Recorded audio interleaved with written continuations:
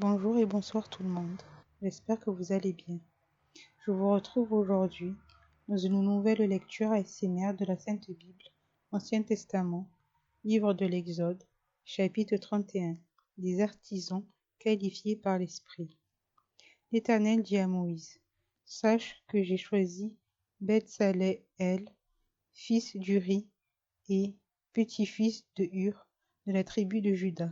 Je l'ai rempli de l'Esprit de Dieu, d'habilité, d'intelligence et de savoir-faire pour toutes sortes de travaux. Je l'ai rendu capable de faire des inventions, de travailler l'or, l'argent et le bronze, de graver les pierres à enchâsser, de travailler le bois et de réaliser toutes sortes de travaux. Je lui ai moi-même donné pour aide Oholiab, fils d'Ahisamach, de la tribu de Dan. J'ai mis de l'habileté dans l'esprit de tous les artisans pour qu'ils fassent tout ce que je t'ai ordonné. La tente de la rencontre, l'arche du témoignage, le propitiatoire qui la couvrira et tous les ustensiles de la tente, la table et ses ustensiles, le chandelier d'or pur et tous ses ustensiles, l'autel des parfums, l'autel des holocaustes et tous ses ustensiles, la cuve avec sa base, les vêtements de service, les vêtements sacrés pour le grand prêtre Aaron, les vêtements de ses fils pour leur fonction en tant que prêtre, l'huile d'onction et le parfum odoriférant pour le sanctuaire. Ils se conformeront à tous les ordres que j'ai donnés. Rappel du sabbat. L'Éternel dit à Moïse, transmets ces instructions aux Israélites. Vous observerez bien mes sabbats, car ce sera entre moi et vous, au fil des générations, un signe auquel on reconnaîtra que je suis Éternel, qui vous considère comme saint. Vous respecterez le sabbat, car il est saint pour vous. Celui qui le violera sera puni de mort. Oui, toute personne qui accomplira un travail ce jour-là sera exclue de son peuple. Pendant 6 jours, on travaillera, mais le 7e jour est le sabbat, le jour du repos, consacré à l'Éternel. Toute personne qui accomplira un travail le jour du sabbat sera punie de mort. Les Israélites respecteront le sabbat en le célébrant au fil des générations comme une alliance éternelle. Ce sera entre moi et les Israélites un signe qui devra durer à perpétuité. En effet, en 6 jours, l'Éternel a fait le ciel et la terre, et le 7e jour, il s'est arrêté et s'est reposé. Lorsque l'Éternel eut fini de parler à Moïse sur le mont Sinaï, il lui donna les 2 tables du témoignage, tables de pierre écrites du doigt de Dieu. Renouvellement de l'Alliance. Chapitre 32. Fabrication du veau d'or. Le peuple voyait que Moïse tardait à descendre de la montagne. Alors il se rassembla autour d'Aaron et lui dit, allons, fais-nous des dieux qui marchent devant nous, car ce Moïse, l'homme qui nous a fait sortir d'Égypte, nous ignorons ce qu'il est devenu. Aaron leur dit, retirez les anneaux d'or qui pendent aux oreilles de vos femmes, de vos fils et de vos filles, et apportez-les-moi. Chacun retira les anneaux d'or qui pendaient à ses oreilles, et ils les apportèrent à Aaron. Il les reçut de leurs mains, jeta l'or dans un moule et fit un veau en métal fondu. Ils dirent alors, Israël, voici tes dieux qui t'ont fait sortir d'Égypte. Lorsque Aaron vit cela, il construisit un autel devant lui et s'écria, demain il y aura une fête en l'honneur de l'Éternel.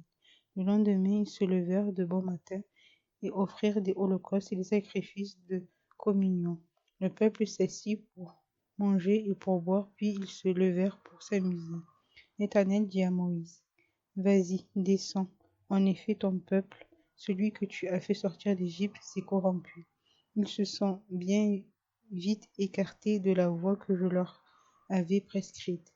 Ils se sont fait un veau en métal fondu, se sont prosternés devant lui ont offert des sacrifices et ont dit, Israël, voici tes dieux qui t'ont fait sortir d'Égypte. L'Éternel dit à Moïse, je vois que ce peuple est un peuple réfractaire. Maintenant, laisse-moi faire, ma colère va s'enflammer contre eux et je vais les faire disparaître, tandis que je ferai de toi une grande nation.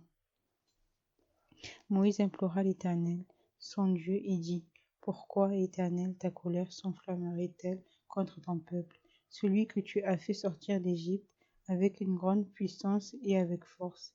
Pourquoi les Égyptiens diraient-ils: c'est pour leur malheur qu'il les a fait sortir de notre pays, c'est pour les tuer dans les montagnes et les exterminer de la surface de la terre? Renonce à ton ardente colère et reviens sur ta décision de faire du mal à ton peuple. Souviens-toi d'Abraham, d'Isaac et d'Israël, tes serviteurs. Tu leur as dit en jurant par toi-même: je rendrai votre descendance aussi nombreuse que les étoiles du ciel.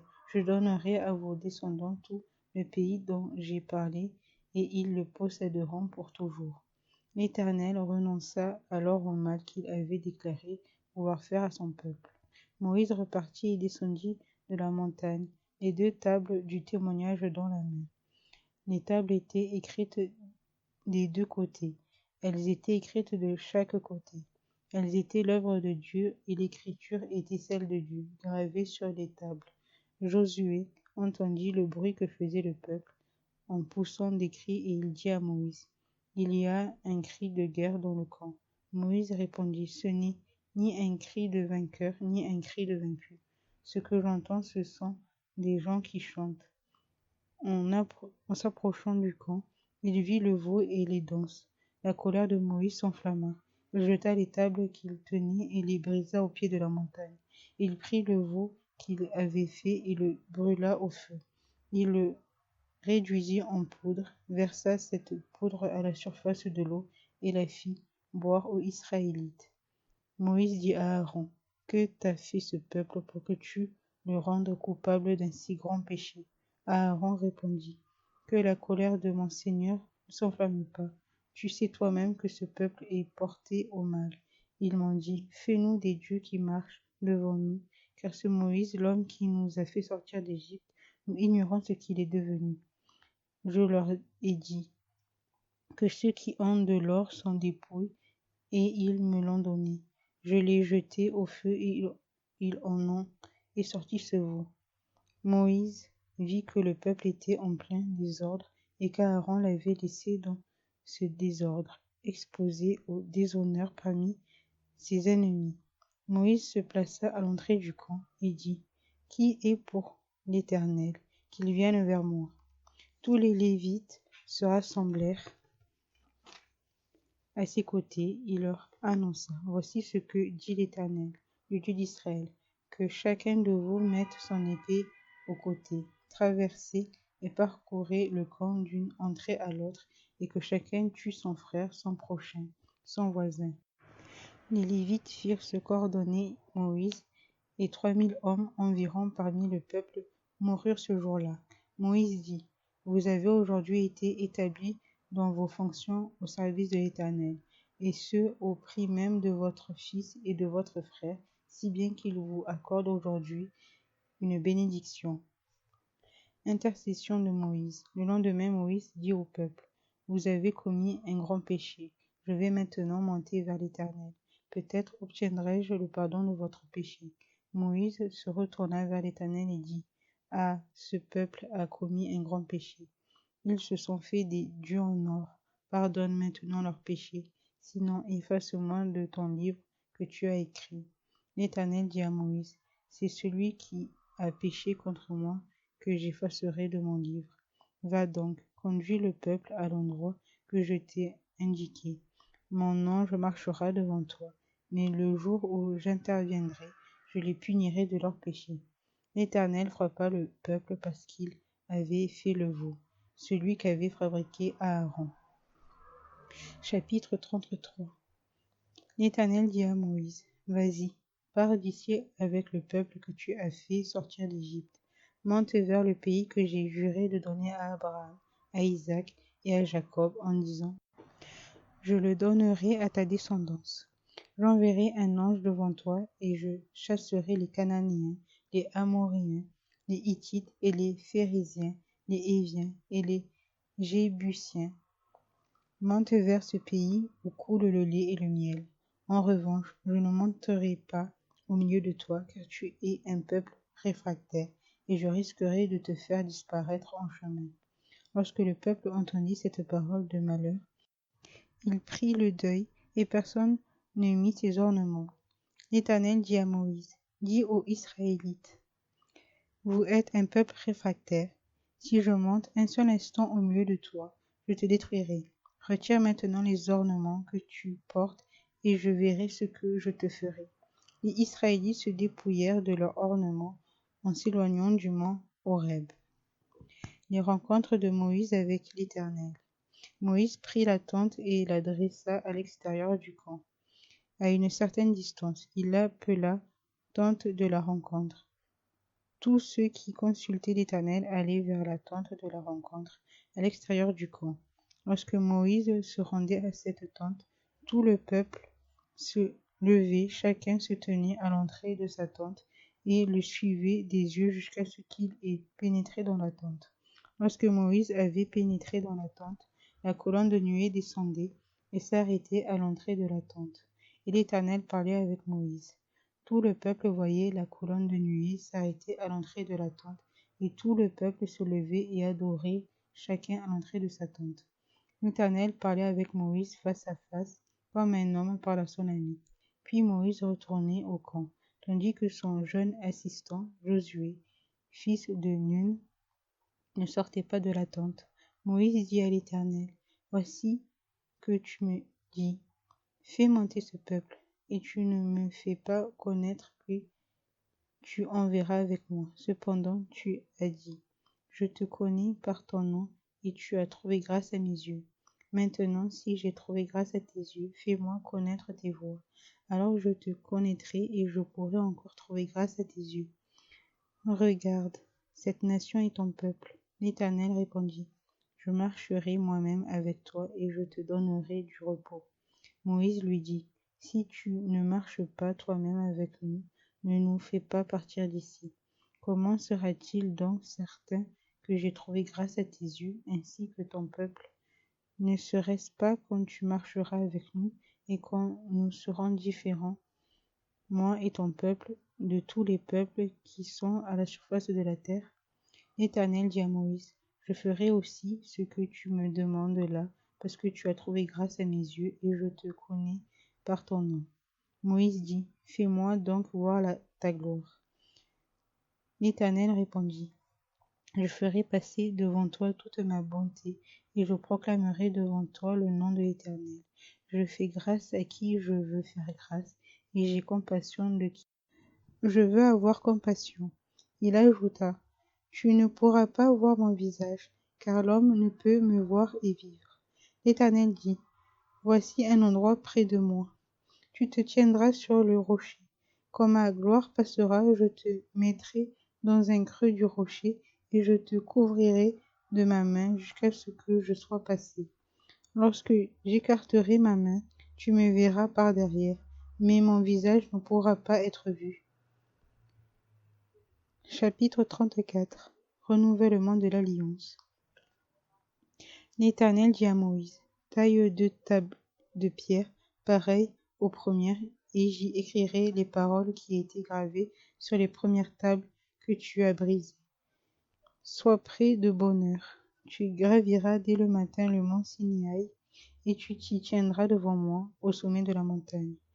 Que personne ne monte avec toi et qu'on ne voie personne sur toute la montagne. Que pas même le petit et le gros bétail ne broutent près de cette montagne. Moïse tailla 2 tables de pierre pareilles aux premières. Il se leva de bon matin et gravit le mont Sinaï, conformément à l'ordre que l'Éternel lui avait donné. Il prit avec lui les 2 tables de pierre. L'Éternel descendit dans une nuée et se tint là près de lui et proclama le nom de l'Éternel. L'Éternel passa devant lui et s'écria, l'Éternel est un Dieu de grâce et de compassion, lent à la colère, riche en bonté et en vérité. Il garde son amour jusqu'à 1000 générations. Il pardonne la faute, la révolte et le péché, mais il ne traite pas le coupable en innocent et il punit la faute des pères sur les enfants et les petits-enfants jusqu'à la 3e et la 4e génération. Aussitôt Moïse s'inclina jusqu'à terre et adora. Il dit, Seigneur, si j'ai trouvé grâce à tes yeux, que le Seigneur marche au milieu de nous. même si c'est un peuple réfractaire. Pardonne nos fautes et nos péchés et prends-nous pour ta possession. L'Éternel répondit, voici, je conclus moi-même une alliance. Je vais accomplir devant tout ton peuple des merveilles qui ne se sont produites dans aucun pays ni chez aucune nation. Tout le peuple qui t'entoure verra l'œuvre de l'Éternel, et ce que j'accomplirai par toi inspirera de la crainte. Respecte bien les commandements que je te donne aujourd'hui. Je chasserai devant toi les Amoréens, les Cananéens, les Hittites, les Phérésiens, les Héviens et les Jébusiens. Prends bien garde de ne pas faire alliance avec les habitants du pays où tu dois entrer, de peur qu'il ne soit un piège pour toi. Au contraire, vous démolirez leurs autels, vous briserez leurs statues et vous abattrez leurs poteaux sacrés. Tu ne te prosterneras pas devant un autre Dieu, car l'Éternel porte le nom de jaloux. Il est un Dieu jaloux. Prends bien garde de ne pas faire alliance avec les habitants du pays. Ils risqueraient de t'inviter lorsqu'ils se prostituent à leurs dieux et leur offrent des sacrifices, et tu mangerais des victimes qu'ils ont sacrifiées.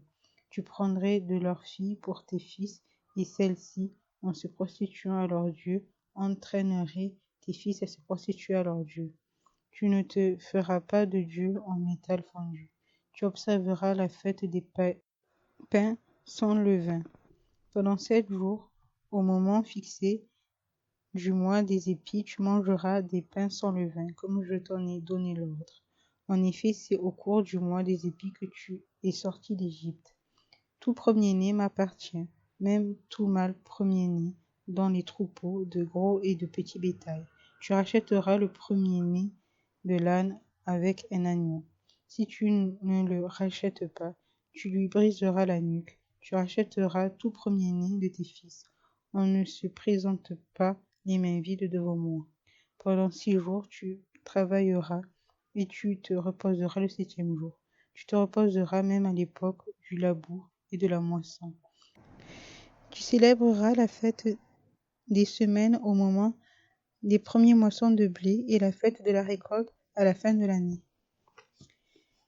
3 fois par an, tous les hommes se présenteront devant le Seigneur, l'Éternel, le Dieu d'Israël. En effet, je chasserai les nations devant toi et j'agrandirai ton territoire. Et personne ne cherchera à s'emparer de ton pays pendant que tu monteras te présenter devant l'Éternel, ton Dieu, 3 fois par an. Tu n'offriras pas sur du pain levé le sang de la victime sacrifiée en mon honneur et l'on ne gardera pas le sacrifice de la Pâque pendant la nuit jusqu'au matin. Tu apporteras à la maison de l'Éternel ton Dieu les tout premiers produits de ton sol. Tu ne feras pas cuire un chevreau dans le lait de sa mère. L'Éternel dit à Moïse, écris ces paroles car c'est sur cette base que je conclus une alliance avec toi et avec Israël. Moïse resta là avec l'Éternel 40 jours et 40 nuits. Il ne mangea pas de pain et ne but pas d'eau. Et l'Éternel écrivit sur les tables les paroles de l'alliance, les 10 paroles. Moïse descendit du mont Sinaï, les 2 tables du témoignage à la main. Il ne savait pas que la peau de son visage rayonnait parce qu'il avait parlé avec l'Éternel. Aaron et tous les Israélites regardèrent Moïse et virent que la peau de son visage rayonnait. Ils eurent alors peur de s'approcher de lui. Moïse les appela. Aaron et tous les chefs de l'assemblée vinrent vers lui et il leur parla. Après cela, tous les Israélites s'approchèrent et il leur donna tous les ordres qu'il avait reçus de l'Éternel sur le mont Sinaï. Lorsque Moïse eut fini de leur parler, il mit un voile sur son visage. Comme Moïse entrait dans la présence de l'Éternel pour parler avec lui, il retirait le voile jusqu'au moment où il ressortait, et quand il sortait, il transmettait aux Israélites les commandements qu'il avait reçus. Les Israélites regardaient le visage de Moïse et voyaient que la peau de son visage rayonnait. Et Moïse remettait le voile sur son visage jusqu'au moment où il entrait pour parler avec l'Éternel. Chapitre 35. Rappel du sabbat. Moïse convoqua toute l'assemblée des Israélites et leur dit, voici les commandements que l'Éternel ordonne de mettre en pratique. Pendant 6 jours, on travaillera, mais le 7e jour sera saint pour vous. C'est le sabbat, le jour du repos, consacré à l'Éternel. Celui qui accomplira un travail ce jour-là sera puni de mort. Dans aucun de vos foyers vous n'allumerez de feu le jour du sabbat. Construction du tabernacle. Offrande pour la construction du tabernacle. Moïse dit à toute l'assemblée des Israélites, voici ce que l'Éternel a ordonné. Prélevez sur ce qui vous appartient une offrande pour l'Éternel. Toute personne dont le cœur est bien disposé apportera en offrande à l'Éternel de l'or, de l'argent et du bronze, des étoffes teintes en bleu, en pourpre, en cramoisi, et du fin lin et du poil de chèvre, des peaux de bélier teintes en rouge et des peaux de dauphin, du bois d'acacia, de l'huile pour le chandelier, des aromates pour l'huile d'onction et pour le parfum odoriférant, des pierres d'onyx et d'autres pierres pour la garniture de l'éphod et du pectoral.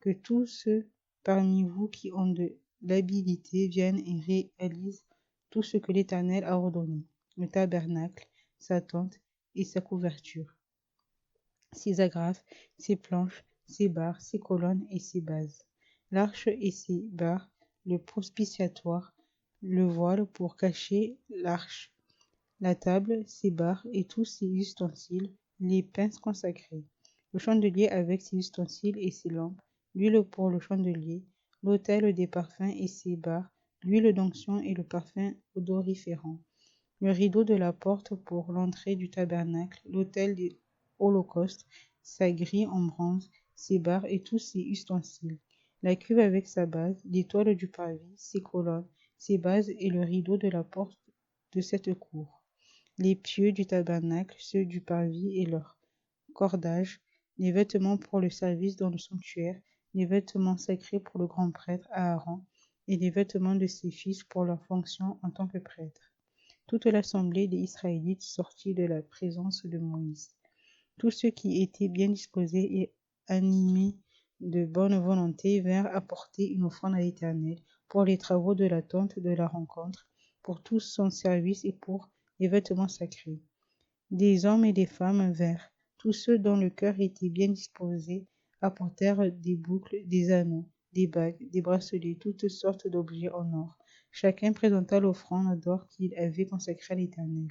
Tous ceux qui avaient des étoffes teintes en bleu, en pourpre, en cramoisi, du fin lin et du poil de chèvre, des peaux de bélier teintes en rouge et des peaux de dauphin les apportèrent.